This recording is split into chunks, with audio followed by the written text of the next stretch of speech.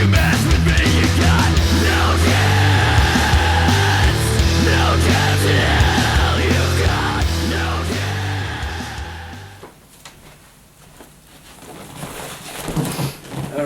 hello, welcome to High Spots Incorporated. I'm Paul again. And I'm Dale, again. Yeah, and today we're going to be doing our preview and predictions for Summerslam.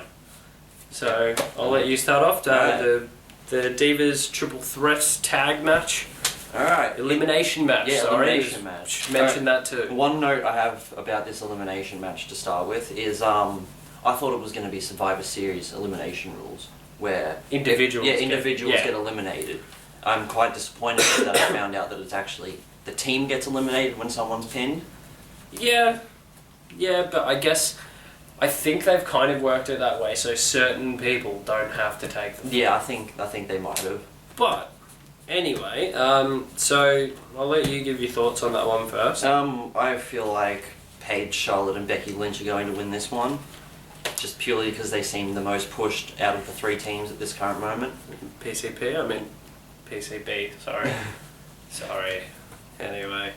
Yeah, that wasn't a great second choice of a name, by the way. No. Should have just stuck with the submission sorority. Yeah, I agree. It's definitely a better name. It got you more viewers, guys. Come on.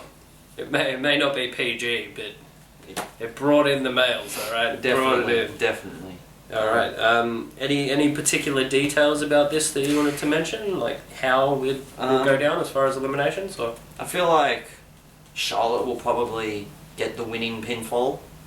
Yeah. To take the win, and I feel like it'll be on someone from Team Bad. I feel like the Bells will be eliminated first. Okay.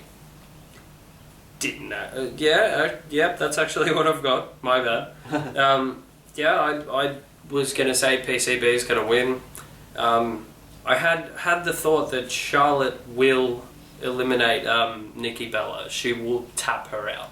That's what I personally think. Okay. Just purely because I see that being the direction they're going with the Divas title. Yeah, definitely. So they've got to set it up somehow. That'll probably happen at like Survivor Series or something. Yeah, something probably like somewhere down the line, somewhere after it's past 295 days, the title reign.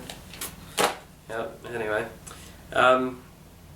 next up we have. No, I wasn't finished there, man. Oh, you weren't finished? No, right. no. What were you going to say? Well, I was thinking that either Charlotte will get the submission over Nikki Bella, and then probably Becky Lynch, I'm feeling, will tap someone out from Team Bad. Yeah. Right. And I'm thinking it won't be Sasha Banks. Probably she's boss. Probably will not be Sasha. And other reasons. But anyway, moving on. Alright, next up we will have the Cesaro versus Kevin Owens matchup. Looking forward to this one. Yeah, this is going to be a good match. Good match, I have a feeling. I feel like Owens is going to go over in this one because he needs to. He definitely needs a win. As much as Cesaro needs a pay-per-view win, so does Owens. And I feel like Owens will need it more. Yeah, and in the past couple of weeks, Cesaro's been booked a little bit stronger, and to be completely honest, Kevin Owens has just been made fun of. Yeah, and it's not right. It's not right. JBL, literally, when Owens did an outside dive on Raw, I believe, he literally called him a flying bus.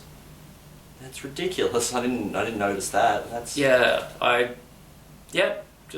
thought I'd mention that. Just because someone's big doesn't mean they're not a great athlete. No, and I mean, okay, like when Bray Wyatt came in, were there any fat jokes? Exactly. I didn't hear any. You don't hear people calling like Mark Henry fat. No shit. Or Big Show. Big Show's not really fat. He's just a genetic freak. But like, legitimately, Kevin Owens isn't even like the most like weight challenged person on the roster. Definitely not. So, and he's fantastic in the ring. He moves like someone half his size. So. Exactly. Yep. I feel like Owens will win this with a pop-up powerbomb. Yep, most likely. Yep. I'm not a fan of how they've been booking Owens. The cowardly heel, the whole walk Owens walk, just walking out on matches. It's not him. Not him. It's not him at all. But so we're both going with a Kevin Owens victory here. Hopefully. I mean, I love Cesaro, but he doesn't need it. No. So anyway, moving on, the next match, the tag match, Stephen Amell and Neville versus King Barrett and Stardust. I feel like for a celebrity matchup, this is probably going to be one of the better ones that there's ever been. Purely because Amel doesn't look extremely awkward in the ring. Yeah, I think if they gave him a little bit of prep time, like even a week or two. I think they have. I think he's been training, from what I've heard. Oh, well there you go. If he's been training, I feel he could probably pull off a decent performance in that match. I think it'll be a solid match for a celebrity match. Amel and Neville will definitely go over. That's pretty obvious. I feel like Amel will get the pin on Stardust. I have the complete opposite of that. Really? See, I feel that they're kind of building something a little bit with Stardust. I think he's got a little bit of momentum, and that he'll probably cheat or like pull the tights or something along those lines. But I feel that Stardust will actually win, and he'll get the pinfall over Stephen Amell. I could see that, just to set up maybe a singles match in the future between the two. Because it should have been a singles match. Yeah, it honestly should have been a singles match. It's SummerSlam. It's like the second biggest show of the year, I guess. Yeah. Or third, probably behind the Rumble. I'd say second. Alright, we'll say equal second with the Rumble. And, like, if you're going to get a celebrity in, have a one-on-one match. Exactly. Just have a one-on-one match. Like, you've already got them. Might as well. Anyway, next match. So that's the Fatal 4-Way for the tag titles. Well, we got Lucha Dragons, New Day, Los Matadors, and Primetime Players. I'm hoping for a Lucha Dragons win in this one. I feel like they're a team that can actually carry the tag team division and keep it interesting and fresh. The Primetime Players are... I don't even know what I can use to describe them. They're boring, they're generic. They're very boring.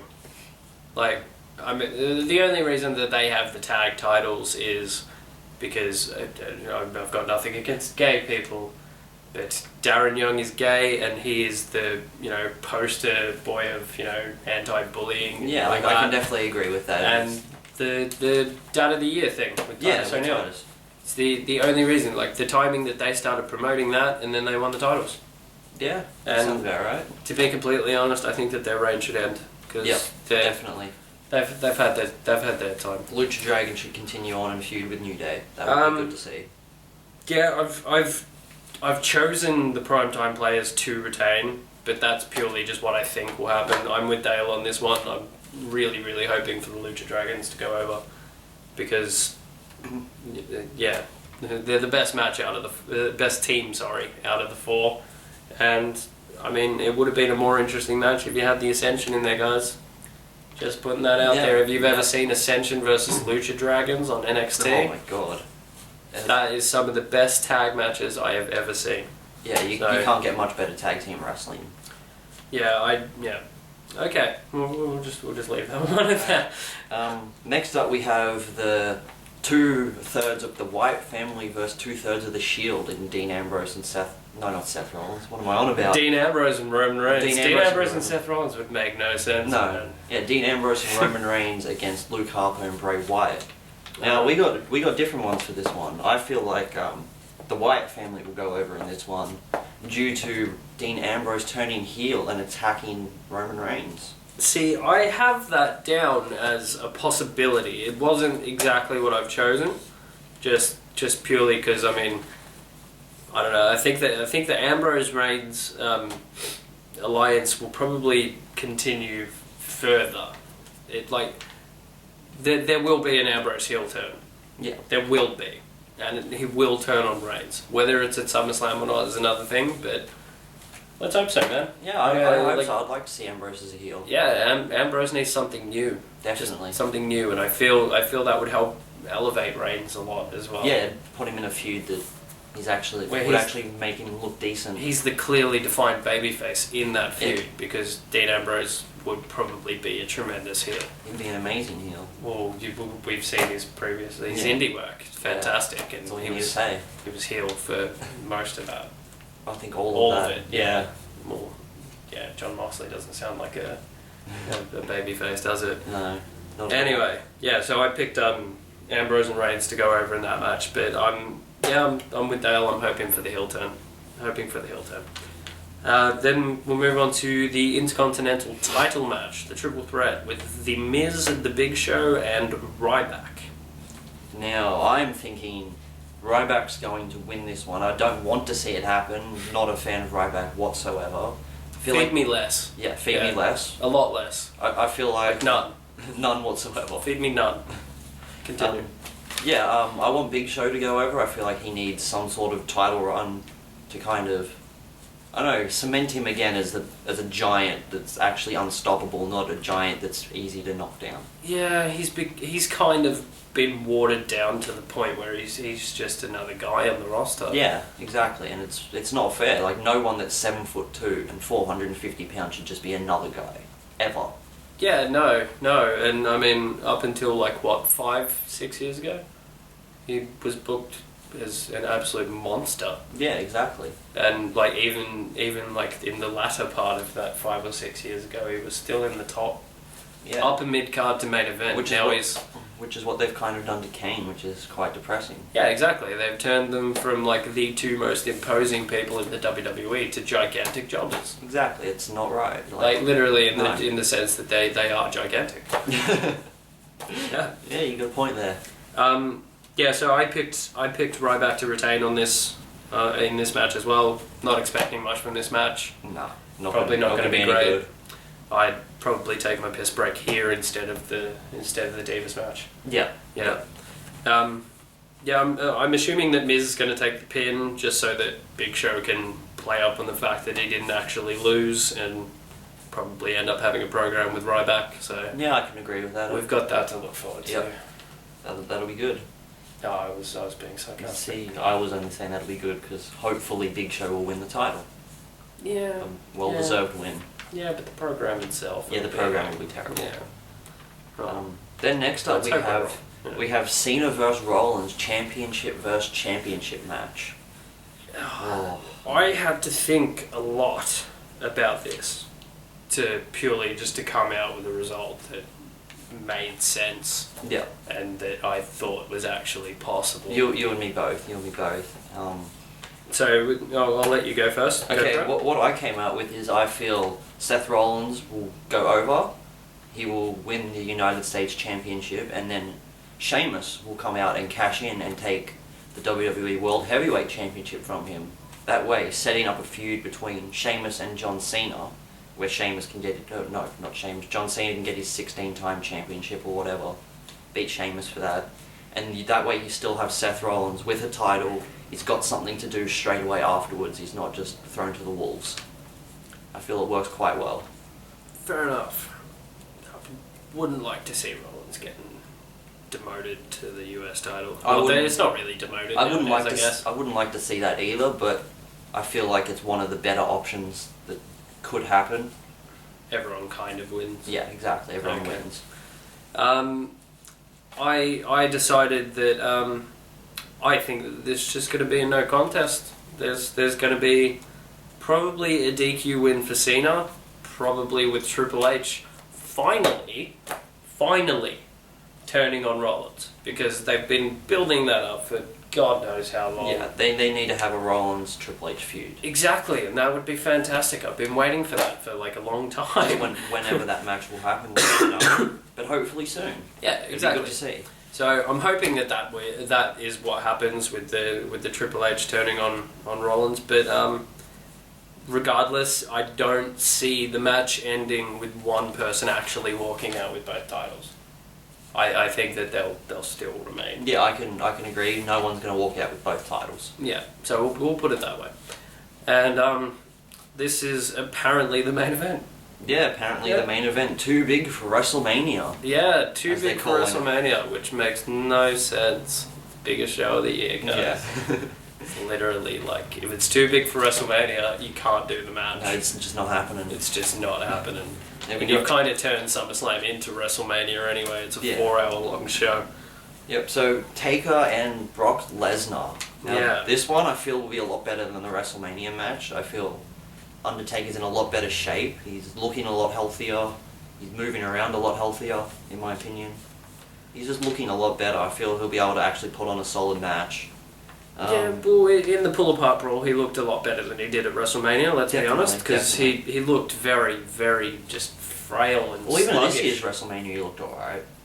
Well, against Bray? Yeah, a lot better than he did against Brock. I just thought he looked old. Alright, I thought he looked quite good for someone his age and who has been wrestling that long. Yeah, well, fair enough, yeah. No, I'll give you that. He's like, 25 plus years in business? Yeah, something like that. Almost 30 now. If you count his indie days, he's 30. Yeah. Definitely. Definitely, yeah. Yeah. Anyway, go. I think Undertaker will go over here. I feel like there'll be some sort of masked Kane comeback that'll screw Brock Lesnar over. That way, should I go into my predictions or up to WrestleMania with that? Yeah, go for it. I feel like Lesnar and Undertaker feud will keep going until WrestleMania with the one win each. They'll have the decider at WrestleMania. They'll announce Undertaker as the headline for the Hall of Fame. Undertaker will lose at WrestleMania to Brock Lesnar again and retire, in my personal opinion. Pass the torch off to someone else. That's a depressing end to his career. It is a depressing end to his career, but what I can see happening from that is building someone, like you build Brock Lesnar up as someone who is unbeatable no matter what. And then, say in a year or two, you finally have that moment where someone does conquer him at WrestleMania, and it's all worth it, and you've just made him big new star. Yeah, okay. Well, I mean, my main problem with this match is the fact that there is no benefit from either side. I'm thinking long term, very long term. That would kind of fix that problem. Yeah. Kind of. Still not a fan of the fact that they're having a rematch because, like, Undertaker doesn't need another loss. Yeah, I'm personally not a fan of the rematch either. Yeah, a lot of people I feel just saw the Undertaker and lost their shit. Yeah, it was like yay for SummerSlam, but not a fan of this match at all. Like, I mean, you build up Brock Lesnar from like the time he returned to be like this unbeatable, monster, and then he beats the Undertaker at WrestleMania, absolutely craps all over John Cena, and at SummerSlam wins the title, goes on a rampage and shit, and then he's just gonna get beaten by the Undertaker. Yeah. What was the point of that?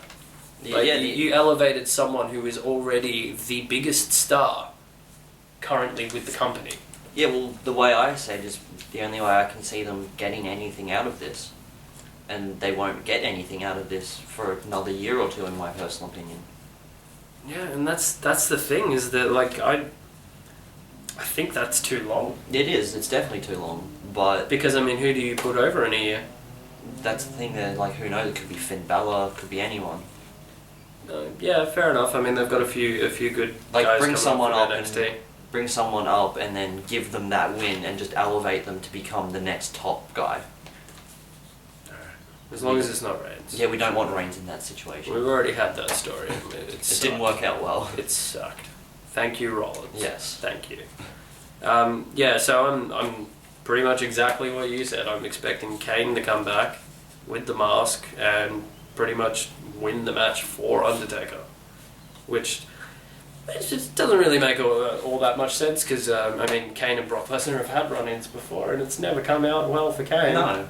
Unless he's had 3 other guys with him. But then again, think about it like this, he's kind of coming back with all the anger, he broke his ankle, he's coming back with the mask, which makes him all so much fiercer. And he's fighting for his brother and all this. Yeah, all these things.